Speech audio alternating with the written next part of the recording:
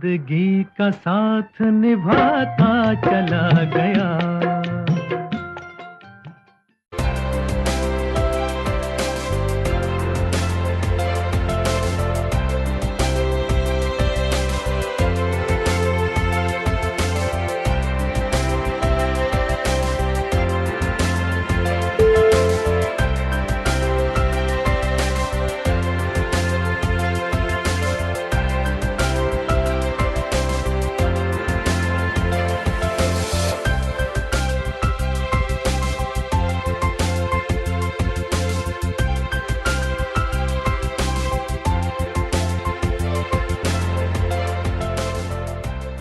मैं अशोक मुन्ने, जहां से लोग पीछे हटना शुरू करते हैं वहां से मैं चलना शुरू करता हूं। हमेशा लिख से हटकर सोचता हूं, आत्मविश्वास से लबरेज हूं और अब चला हूं हिमालय पर, एवरेस्ट पर चढ़ना चाहता हूं। जिद्दी अशोक, यही पहचान है मेरी। महाराष्ट्र के नागपुर जिले की तहसील काटोल, वह एक छोटा सा गांव है मूर्ति। जिंदगी से मेरी मुलाकात इसी मूर्ति में हुई।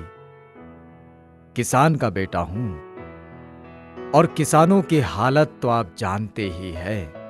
बुआई के सीजन में कर्जा लेना और फसलें आने पर कर्जा चुकाना, फिर नए सिरे से कर्जा लेना, और ऐसे ही एक अभावग्रस्त किसान यानी मेरे पिता। मां भी खेती का ही काम करती। मैं भी खेती बाड़ी में थोड़ा हाथ बटाता, लेकिन बचपन से ही नदी में तैरने जाना, डैम में, तालाब में, जंगल में भटकना, ये सब मुझे बहुत सारी आदतें बचपन से ही थी। मेरी प्रारंभिक शिक्षा गांव में ही हुई। जितना बन पड़ा थोड़ा बहुत पढ़ा मैं, लेकिन सीधी सीधी पढ़ाई में कोई खास रुचि नहीं रही। बचपन में मैं जिला परिषद स्कूल में पढ़ा, पहली से 7वीं तक। तो इस दौरान मैं बहुत ज़्यादा मस्ती करता था, बहुत ज़्यादा शरारतें करता था। घर वाले भी परेशान रहते थे कि कभी ये अच्छे से कोई काम करता नहीं। टीचर भी परेशान रहते थे कि इसको बताते एक है, करता एक है। तो कई बार टीचर ने क्लास के बाहर निकाल दिया, बाहर खड़ा कर दिया। तो बाहर क्या करेंगे, तो फिर से तैरने चलो, जंगल में घूमने चलो। जिंदगी तो बस इसी डील डॉल में बढ़ती रही। मेरा मानना है कि जीवन को उसकी सहजता में जीना चाहिए, बिना मतलब उसे कठिन बनाने की जरूरत नहीं। 11वीं 12वीं की पढ़ाई मैंने शुरू की तो ठाणे गांव करके एक गांव है मेरे गांव के बाजू में, 8 किलोमीटर। वहाँ मैं साइकिल से अप डाउन करता था और 12th साइंस मैंने वहाँ से कंप्लीट किया। मुझे लगा कि एक अभावग्रस्त परिवार में पला बढ़ा मैं, अब और आगे क्या पढ़ता, क्या करता। मैंने सोचा कि अब मैंने अपने आप को खड़ा कर लेना चाहिए, कुछ काम धंधा किया जाए, अपना करियर खुद बनाया जाए। और इसी उधेड़ बुन में मैं गांव से निकल पड़ा। गांव छोड़ दिया मैंने और नागपुर की राह पकड़ ली अपने करियर को बनाने के लिए। तो प्रॉपर्टी डीलिंग में मेरे अलग अलग काम चल रहे थे। तो उसी दौरान मैं बिहार गया था। तो बिहार से जब वापसी हो रही थी, तो वापस आते समय इटारसी से जब मैं जीटी में चढ़ा तो बहुत ज़्यादा भीड़ होने के कारण मुझे जगह नहीं मिली। मैं गेट पर ही लटका रहा और रास्ते में ट्रेन से धक्का लगने के कारण गिर गया, जिसके कारण से मेरा राइट पैर जो है वो घुटने के नीचे से कट गया।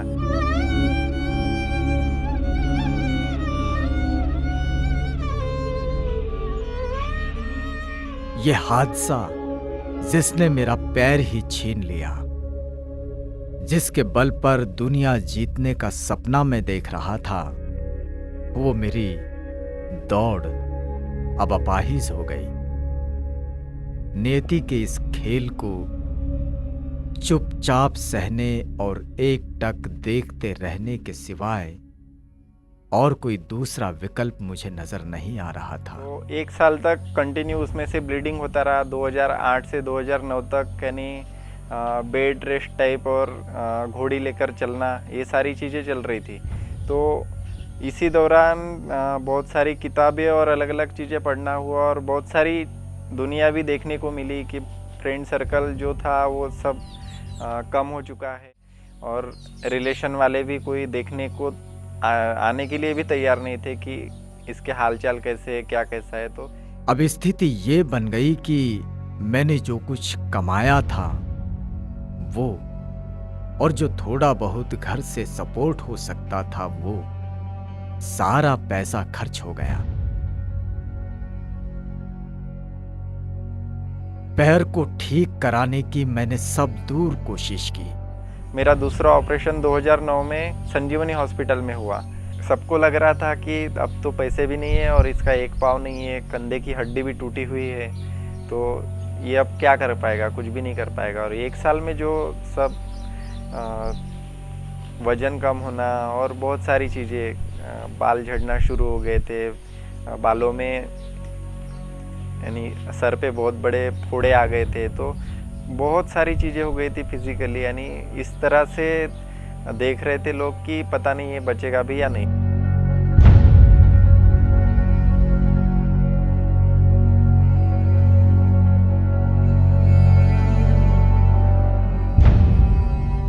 मैं जिंदगी के उस मोड़ पर था जहां मुझे कोई आस की किरण नजर नहीं आ रही थी। सारे लोग मुझसे दूर जाने लगे। एक हवा का झोंका आया, हो एक हवा का झोंका आया, टूटा डाली से फूल, टूटा डाली से फूल, ना पवन की ना चमन की, किसकी है ये भूल, किसकी है ये भूल। खो गई खुशबू हवा में, कुछ न रह गया मेरा जीवन। निराशा भरी इस माहौल में मुझे प्रेरणा देने वाली चीजें झकझोरने लगी। मैं जिंदगी का साथ निभाता चला गया,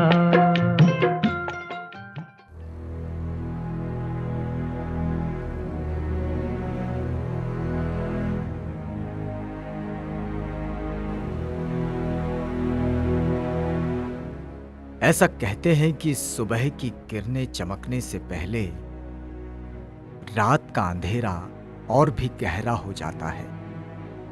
मेरे साथ भी ऐसा ही कुछ हुआ।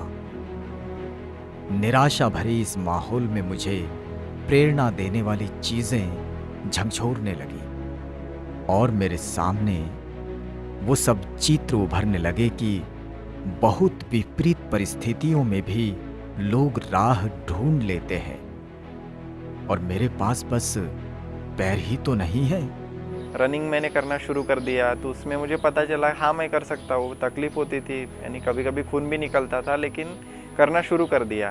तो बाद में हॉस्पिटल से जब मैं घर गया तो मेरे गांव में एक छोटी सी पहाड़ी है चिखलागढ़ करके, तो वो पहाड़ी पे चढ़ना मैंने शुरू किया। वो 200 मीटर की पहाड़ी है, रोज़ जाता था, चढ़ता था, उतरता था। लोग मुझे देखते थे और ये क्या पागलपन करते रहता है।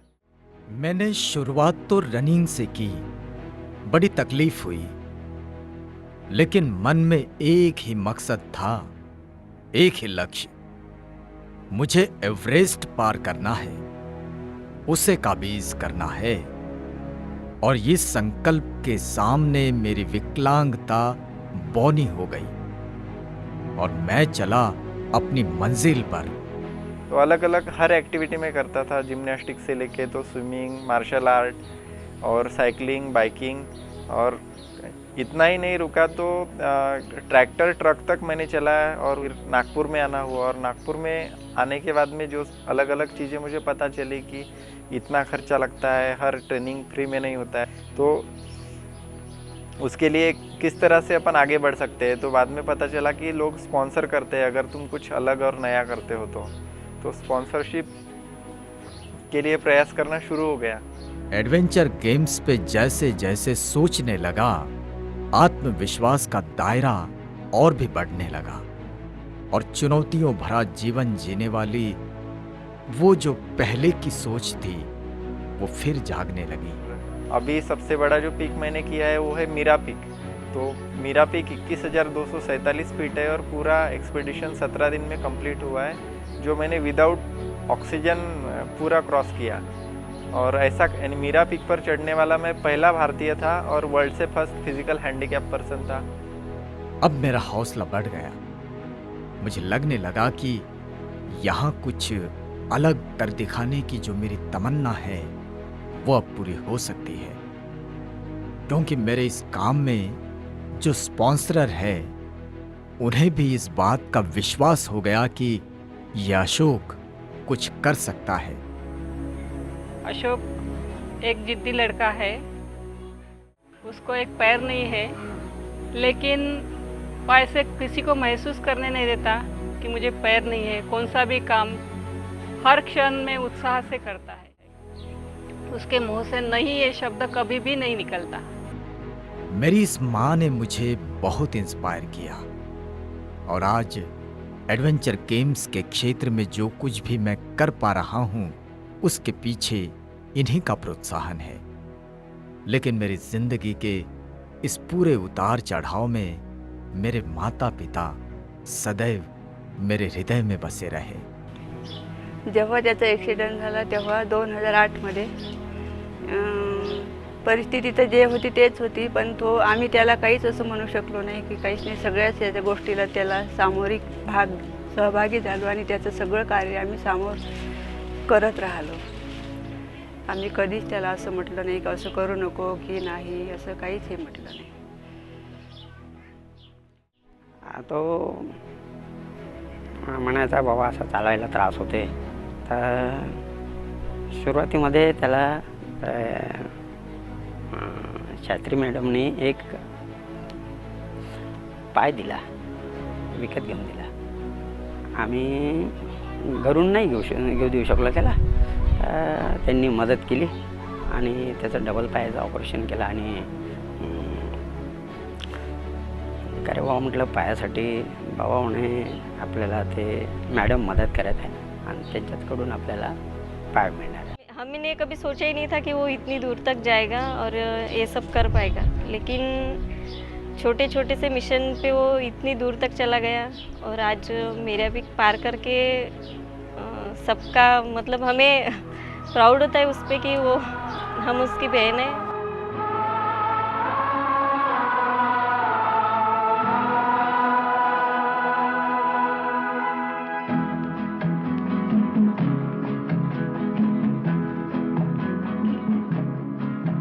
रुक जाना नहीं तू कहीं हार के, कांटों पे चल के मिलेंगे साए बहार के। रुक जाना नहीं तू कहीं हार के, कांटों पे चल के मिलेंगे साए बहार के।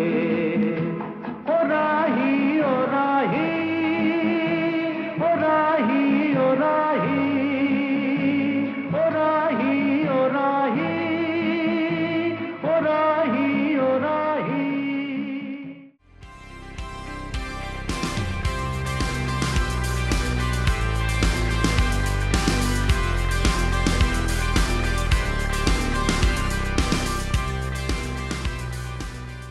जिंदगी को अब तक जितना भी समझ पाया हूं तो इतना जरूर समझ में आया कि जिंदगी डरने और थकने का नाम नहीं, जिंदगी नाम है जिंदा दिली का, हरदम समस्याओं से डटकर मुकाबला करने का।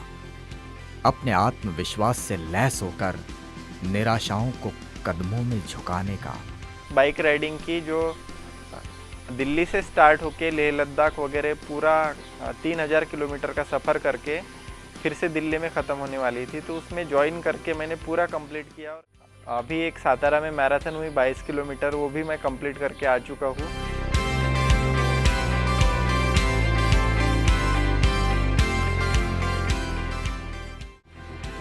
हमेशा चुनौतियों का सामना करते आया हूं और मैंने देखा है कि हर बार विपदाएं आई जरूर, लेकिन मेरी भी जिद है कि मैं विपदाओं के सामने घुटने नहीं टेकता, उनसे लड़ता हूं और हर बार जीतता हूं, आगे ही बढ़ता हूं। मेरे लाइफ में मैंने जितने भी प्रॉब्लम फेस किए और मैंने देखा कि जो चीज़ें मुझे नामुमकिन लग रही थी कि मैं नहीं कर पाता ये सारी चीज़ें, तो वो मैंने करना शुरू किया और कर लिया।